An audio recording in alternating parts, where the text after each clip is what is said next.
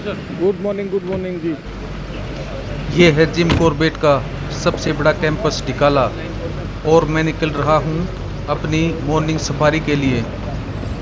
इस समय जो मॉर्निंग सफारी का समय है वो 5:30 का है। तो देखते हैं इस मॉर्निंग सफारी में क्या कुछ हमारे को देखने को मिलता है। और इस मॉर्निंग सफारी में मैंने और मेरे ड्राइवर मुकेश ने तय किया कि हम सबसे पहले जाएंगे ग्रासलैंड में। तो हम अपनी गाड़ी ले रहे हैं ग्रासलैंड की तरफ, यानी कि जैसे ही डिकाला कैंपस से निकलने के बाद हम राइट में मुड़ेंगे तो इस तरफ ये सारा ग्रासलैंड है। ठंडी सड़क है, मोटा साल है, कार रोड है, शेर भोजी है। तो ये पूरा ग्रासलैंड का एरिया हम सर्च करने जा रहे हैं सुबह की इस सफारी में। क्योंकि डिकाला जोन में मैं कल सायंकाल की एक सफारी कर चुका हूँ, तो इस टाइम मुझे भी पता है कि टाइगर का मूवमेंट किधर है। कल शाम की सफारी में जैसा कि आपने एपिसोड 1 में देखा, मोटा साल पर एक ग्रासलैंड वाली फीमेल टाइगर काफ़ी देर तक लेटी रही और 1 से 1.5 घंटे तक हमने वहाँ उसका उठने का इंतज़ार भी किया, लेकिन वो उठी नहीं। उसके बाद जैसे ही मोटा साल से पूरी ठंडी सड़क को पार करके हम कैंपस की तरफ आ रहे थे, तो पेड़ वाली का मेल बच्चा जो कि ग्रासलैंड से हमारी जिप्सी के करीब आ गया, वो मुझे बड़ा ही अच्छा दिखा, यानी कि बहुत ही करीब से दिखा।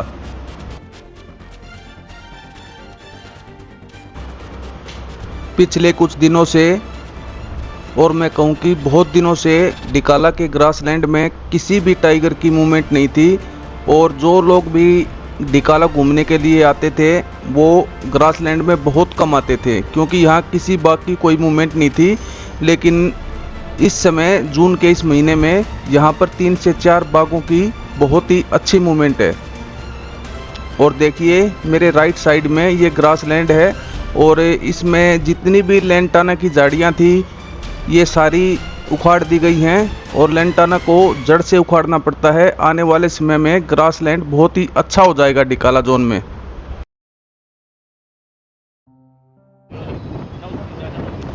अभी हमारी गाड़ी चल रही है ठंडी सड़क पर और हम इसे जैसे ही पार करेंगे, हमारी लेफ़्ट साइड में मोटा साल को एक रास्ता जाता है, लेकिन हम वहाँ न जा कर के हम सीधा जाएंगे रामगंगा रिवर के साथ साथ में एक ट्रैक बना हुआ है शेर भोजी की तरफ से। ये तो पूरा राउंड हो जाएगा हमारा ग्रासलैंड का। चाहे आप किसी भी जंगल में सुबह की सफारी कर रहे हो, तो सुबह का ये जो आधे घंटे का समय होता है ये काफ़ी इम्पोर्टेंट समय होता है। रात के अंधेरे के बाद सारे जानवर एक्टिव होते हैं सुबह के इस समय, चाहे वो शाकाहारी जानवर हो या मांसाहारी जानवर। ठंडी सड़क मोटा साल को चेक करने के उपरांत अब मैं डिकाला जोन में इस ग्रासलैंड के उस हिस्से में चल रहा हूँ जहाँ पर पूरा साल पानी भरा रहता है। यानी कि मई और जून ये 2 महीने ऐसे हैं जिन महीनों में हम इस ग्रासलैंड में सफारी कर सकते हैं, वरना यहाँ पर कालागढ़ वाटर डैम का बैक वाटर भरा रहता है सारा, तो ये डूब जाता है सारा ग्रासलैंड। और यहाँ की ग्रास भी काफ़ी हरी दिखाई दे रही है और उसका कारण यहाँ पर रुकने वाला पानी है। अब डिकाला जोन के इस ग्रासलैंड का हमने पूरा एक चक्कर पूरा कर लिया है और इसमें मुझे समय लगा 40 से 45 मिनट के आसपास। हमने कैंपस से निकलने के बाद ठंडी सड़क से होते हुए मोटा साल को चेक करते हुए और उसके आगे जो ग्रासलैंड है रामगंगा रिवर के साथ साथ में उसको पूरा कर लिया है। और सांबर रोड के बारे में मैं आपको बता दूं, सांबर रोड 1 पे है, यानी कि हम इस तरफ जा सकते हैं। अगर हमें वापस सांबर रोड पर आना हुआ तो हमें एक पूरा सर्किल राउंड लेके वापस फिर से सांबर रोड पर आना पड़ेगा।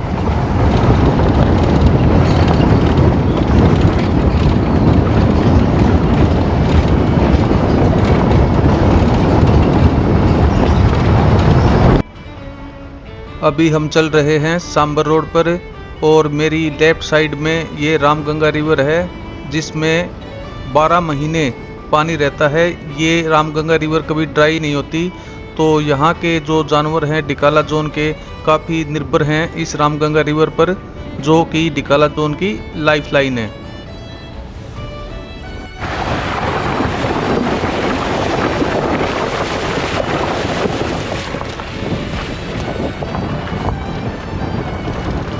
कल इवनिंग सफारी का ज़्यादातर समय मैंने डिकाला के ग्रासलैंड में बिताया, लेकिन अब मैं जा रहा हूँ पार की तरफ। यानी कि जैसे ही काट के पुल से मैं रामगंगा रिवर को क्रॉस करूँगा, उसे पार करूँगा, तो हम पहुँच जाएंगे पार में, जहाँ 3 से 4 टाइगरों की मूवमेंट है। और ये हमारे सामने आ गया काट का पुल, जिसे बारिश से पहले हटा लिया जाएगा जब 15 जून को पार्क बंद होगा। और इस पुल को बनाते हैं कुछ नेपाली सेफा। अब जब पार्क दोबारा से खुलेगा 15 जून के बाद 15 नवंबर को, तो यहाँ सब जगह पानी भरा होगा, तो पार में जाना संभव नहीं हो पाएगा तब। तो मार्च के बाद फिर ये पानी कम होना स्टार्ट होगा, फिर ये पुल बनाया जाएगा और फिर हम पार में जा सकते हैं मार्च के बाद।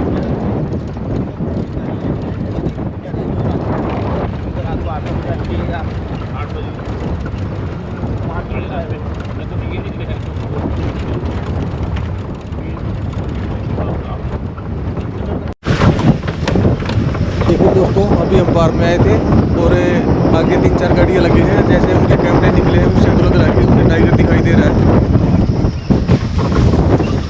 तो टाइगर दिख सकता है हमें। जैसे ही हमने उस लकड़ी वाले पुल को क्रॉस किया, सबसे पहले हम आए भांग वाले हाई बैंक पर चेक करने के लिए, और जिसका हमें पिछले 1 घंटे से इंतज़ार था, यानी कि हमें कोई टाइगर स्पॉट हो जाए। तो वो टाइगर हमें यहाँ पर दिखा है, नदी के दूसरी तरफ दूसरे किनारे पर वो टाइगर बैठा हुआ है। मैं दिखाता हूँ आपको।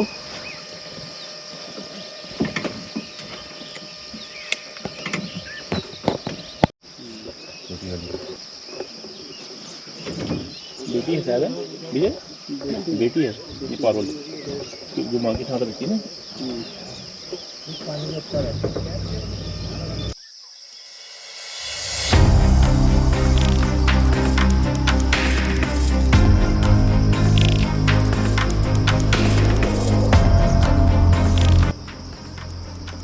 ये टाइगर हमारे सामने है, पारवाली की बेटी।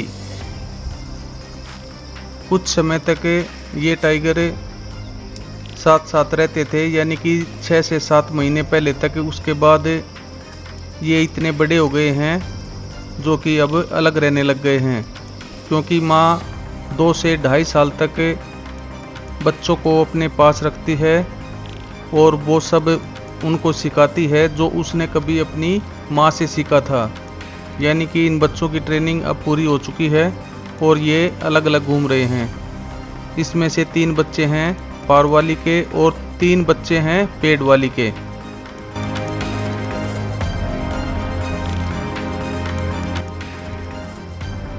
और यही चीज़ डिकाला जोन को कॉर्बेट के अन्य जोनों से खास बनाती है, और वो है यहाँ की साइटिंग। क्योंकि ये जो 2 फीमेल हैं पेड़ वाली और पार वाली, और इनके साथ इनके 3-3 बच्चे, और ये बच्चे भी अब काफ़ी यूज्ड टू हो गए हैं, यानी कि ये काफ़ी बोल्ड हैं। तो आप जब भी डिकाला आते हो, कहीं न कहीं किसी न किसी पेंच पर, किसी न किसी ट्रैक पर आपको इनकी अच्छी साइटिंग हो जाती है।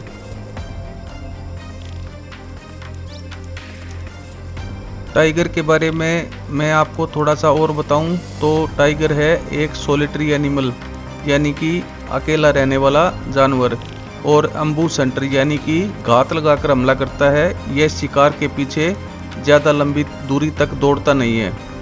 और यहाँ पर ये टाइगर भी ऐसे ही बैठी हुई है। टाइगर जब आराम करता है तो कई घंटे तक एक ही पोजीशन में बैठा रहता है। और देखिए यहाँ इस टाइगर की चालाकी, ये पानी के करीब बैठी हुई है यहाँ पर, यानी कि ये यहाँ पर इन भांग के पेड़ों के बीच में इसने अपने आप को छुपा कर रखा है, और इसके पास में ही पानी भी मौजूद है।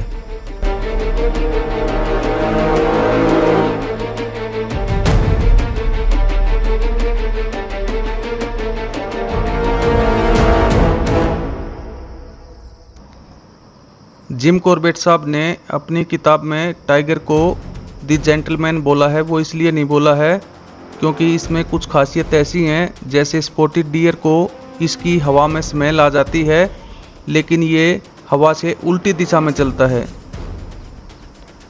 ये टाइगर यहाँ आराम करने के साथ साथ काफ़ी दूर तक देख सकती है कि आसपास कोई डियर तो नहीं है या कोई शाकाहारी जानवर जिसको ये अपना शिकार बना सके। यानी कि ये किसी जानवर को नहीं दिख रही है, लेकिन ये सब कुछ देख पा रही है। यानी कि यहाँ पर विजिबिलिटी बहुत ही अच्छी है इस नदी के किनारे पर।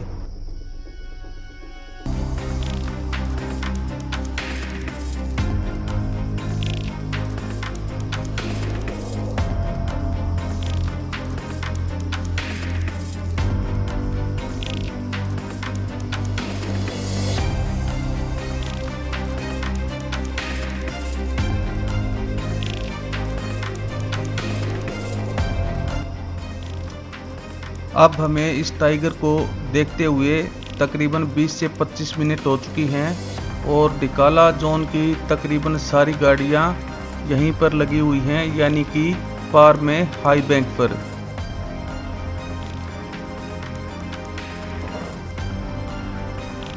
टाइगर भारत के अलावा बांग्लादेश का भी राष्ट्रीय पशु है। जैसे हम इंसानों के फिंगरप्रिंट्स एक जैसे नहीं हो सकते, वैसे ही टाइगर के इस नारंगी कलर पर जो ब्लैक रंग की धारियां दिखाई दे रही हैं, ये सभी टाइगरों की अलग अलग होती हैं। और एक नर बाघ का वजन 225 से 300 किलो तक जा सकता है और इनकी लंबाई नाक से पूंछ तक नापी जाती है। मादा बाघ नर से थोड़ी छोटी होती है। टाइगर वजन में इतना भारी होने के बावजूद भी 60 किलोमीटर प्रति घंटा की रफ्तार से दौड़ सकता है, यानी कि अपने शिकार का पीछा कर सकता है।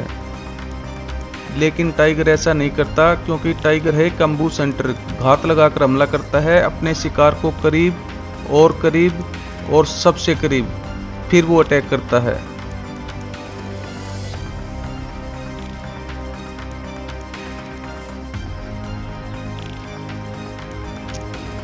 और मुझे डिकाला जोन में आते हुए बहुत समय हो चुका है, लेकिन आज की ये मेरी साइटिंग अब तक की सबसे लंबी साइटिंग है। यानी कि इस टाइगर्स को बैठे हुए अब काफ़ी समय बीत चुका है और हमें इंतज़ार है इस चीज़ का कि कब ये बाघ यहाँ से उठे और हमारी तरफ आए।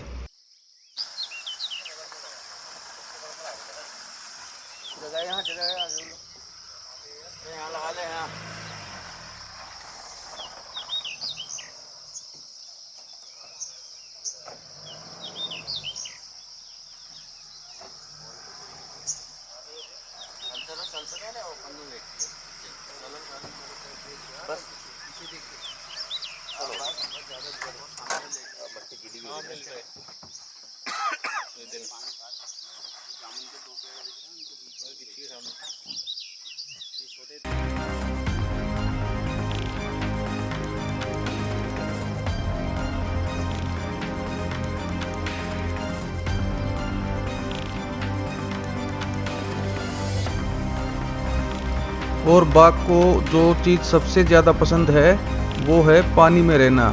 ये गर्मी से बचने के लिए नदियों और झीलों में घंटों तैरते हैं। और बाघ की लार में प्राकृतिक रूप से एंटीबैक्टीरियल गुण होते हैं, इसलिए घायल होने पर वे अपने घाव को चाटकर साफ कर सकते हैं, उसे ठीक कर सकते हैं। रॉयल बंगाल टाइगर भारत के विभिन्न जंगलों में पाए जाते हैं और सबसे ज़्यादा जो इनकी संख्या है वो भारत में ही है। और पूरी दुनिया में 3600 बाघ हैं और 70% आबादी बाघों की भारत में ही है।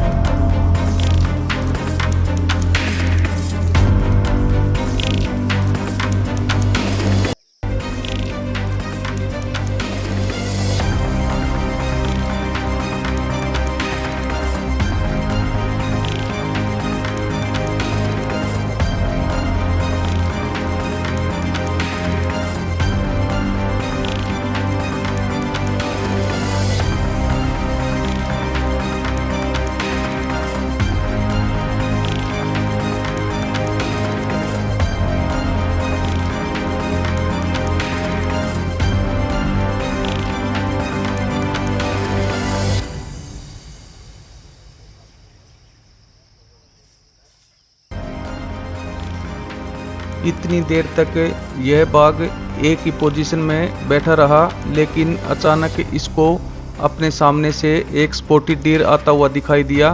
तभी यह चौकन्ना हो गया और उसको स्टॉक करने लगा। अब मुकाबला था शिकार और शिकारी के बीच का।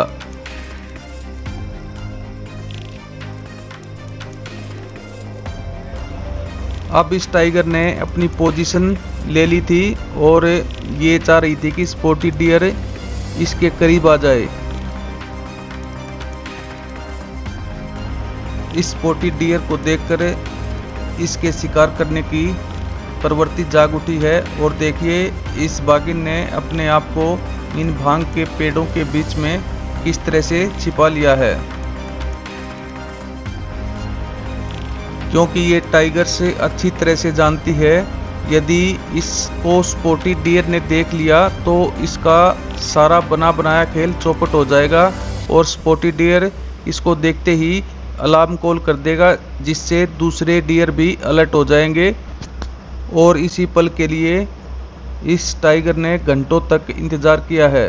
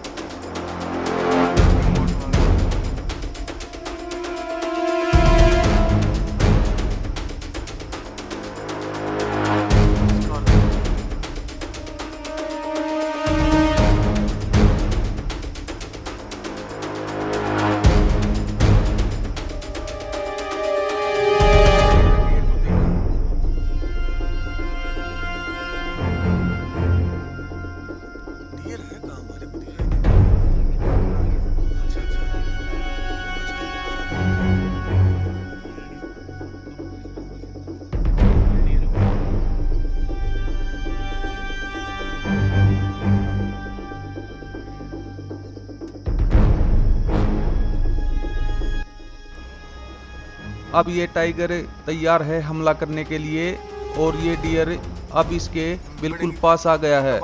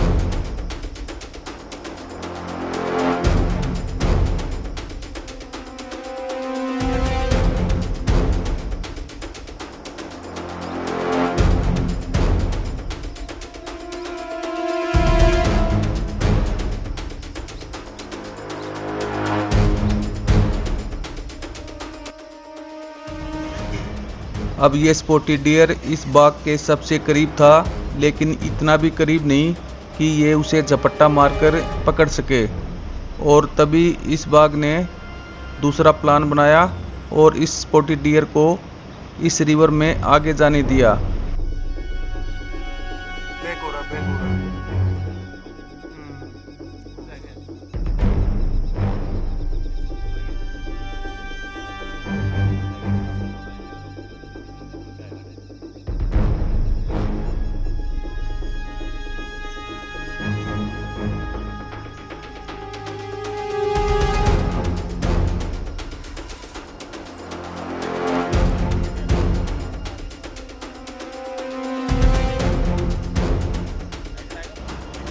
अब वो स्पॉटेड डियर रिवर के रास्ते में और ये टाइगर इस ग्रासलैंड में अपने आप को छुपाते हुए इस ग्रासलैंड में उसको दोबारा से पकड़ने का प्रयास कर रही है।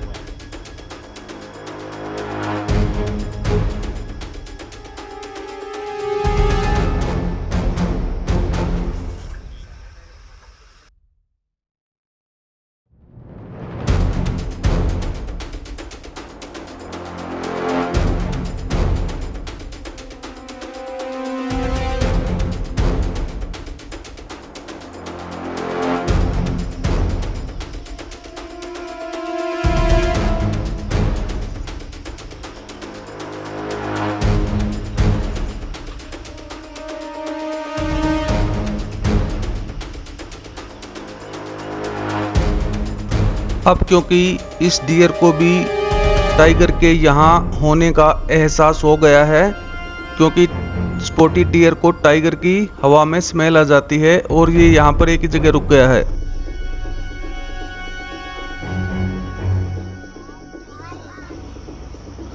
अब क्योंकि उस डियर को इस टाइगर का पता चल गया था, तो इसलिए अब यह टाइगर अंदर की तरफ जा रही है और इसने अपना शिकार करने का इरादा छोड़ दिया है।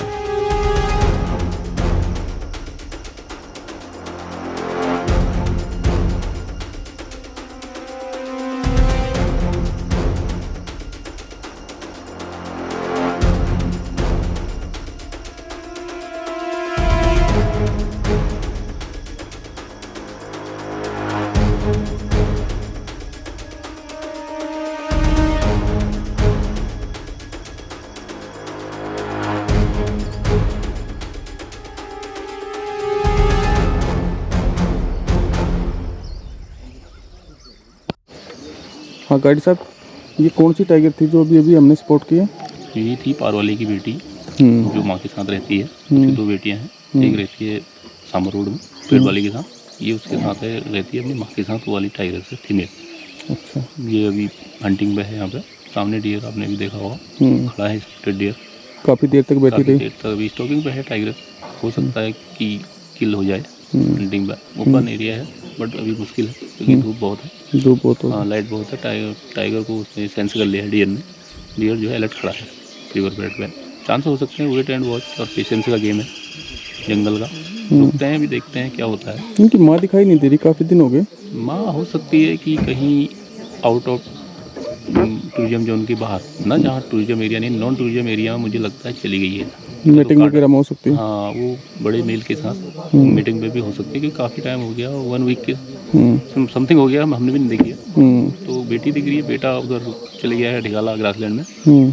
तो माँ की काफ़ी टाइम से स्पॉटिंग नहीं हुई है। देखते हैं तो कभी माँ मीटिंग पे है, नहीं है अभी रिगोड़ा में, कोई ऐसी मूवमेंट उसकी है नहीं। हो सकता है वो रिगोड़ा से आगे चले गई हो, नॉन टूरिज्म एरिया में टेरिटरी से बाहर भी जा सकती है क्योंकि मीटिंग के लिए हो सकता है वहीं बच्चे या इनके अलग होने के टाइम हो गया है क्योंकि 3 ईयर समथिंग हो गए बच्चे। तो बच्चे सब सिंगल दिख रहे हैं। 2 से 2.5 साल तक माँ अपने पास रखती है। 2 से 3 साल तक मैक्सिमम रहते हैं। अब ये खुद ही शिकार करने लग गए हैं सारे बच्चे, पेड़ वाली के भी और ये पार वाली के बच्चे भी। बच्चे अब सेल्फ करने लग गए हैं, हंटिंग करने लग गए हैं। तो बच्चे अब बड़े हो गए हैं, अब ये सिंगल दिख रहे हैं। हो सकता है नेक्स्ट सीजन फिर ये इधर उधर कहीं अपनी टेरिटरी और बना लें। हाँ, अलग हो जाए। अभी तो देखो कितनी मूवमेंट है, 12 से 13 बाघों की मूवमेंट है। जी डिकाला कैंपस के आसपास में ग्रासलैंड आ गया, पार आ गया, ठंडी सड़क के सारा मिला करके 12 से 13 बाघों की मूवमेंट है। इतनी अच्छी साइटिंग के बाद अब वक्त है डिकाला कैंपस की तरफ जाने का, क्योंकि हमारी सफारी को भी अब 20 मिनट बचे हुए हैं। तो मैं जा रहा हूँ डिकाला कैंपस की तरफ।